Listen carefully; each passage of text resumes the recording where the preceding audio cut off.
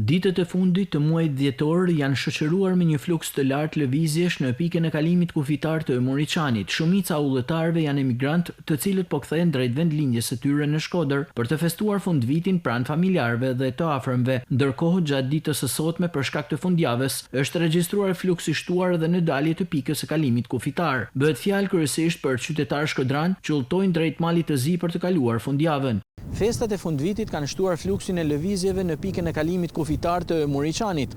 Autoritetet doganore po punojnë me kapacitet të plot për të mos krijuar vonesa. Sipas burimeve nga kjo pikë kalimi kufitar, gjatë 24 orëve të fundit, fluksi më i lartë është shënuar në hyrje, janë kryesisht emigrant të cilët po rikthehen në Shkodër për të kaluar festat e fundvitit bashkë me familjarët e tyre.